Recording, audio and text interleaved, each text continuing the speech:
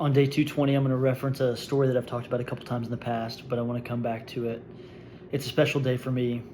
The story I'm going to reference is about Jesus inviting Peter to walk on the water, and it's in Matthew chapter 14. We'll talk about verses 22, and we'll read about a dozen verses or so.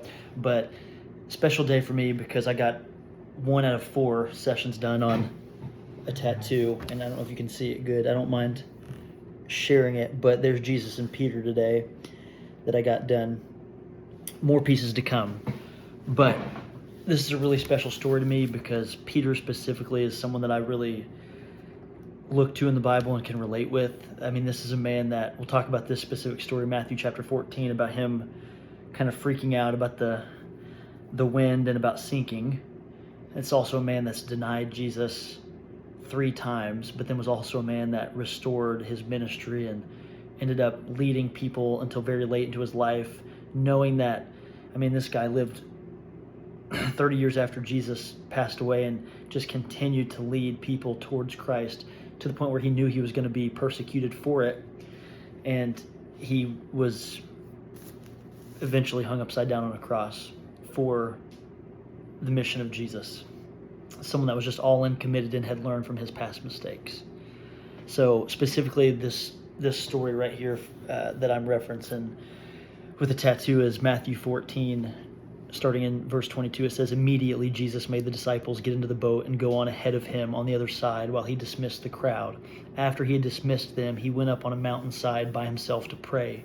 Later that night he was there alone, and the boat was already a considerable distance from land, buffeted by the waves because the wind was against it.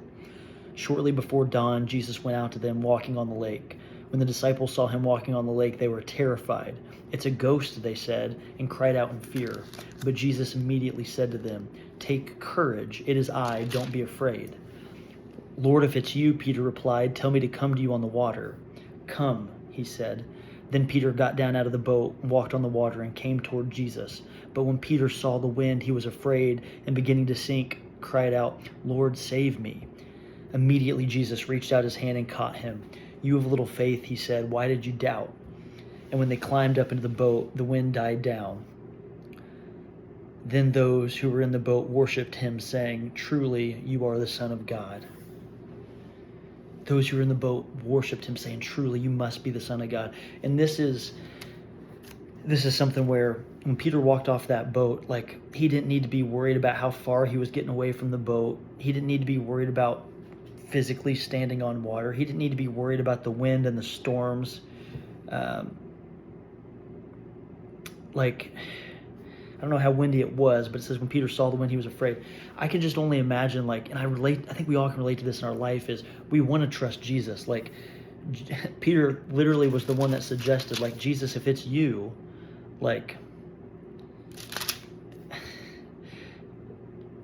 he's like, "Lord, if it's you," Peter replied, "tell me to come to you on the water." And Jesus says, "Come," and Peter starts, and he's like got good intentions, seemingly, like he's walking out towards Jesus. But then the circumstance and the scariness of his human circumstance of being on the water and hearing the waves, he panics and he starts to sink. And again, just relating that to my life, is there's so many times where I know that Jesus has got me, but I let my earthly circumstance dictate my joy level or my anxiety level. And I can just imagine, I felt this in my life, Jesus just saying, like, "Are you going to trust me, or are you going to worry about your human circumstance?" Peter had problems, many of them, but I feel like he's one that had learned and just continued to step one foot in the front of the other. Definitely had failed in his past, but continued to persevere in being a vessel for Christ. I'll go into more detail about Peter. I kind of hit on topics of Peter and Paul kind of at various times throughout this Keep Going series, but I'm going to have to talk a little bit more about Peter now that him and Jesus are on me forever. So that's what I got today. Look more into the life of Peter. I encourage you to do so. That's day 220.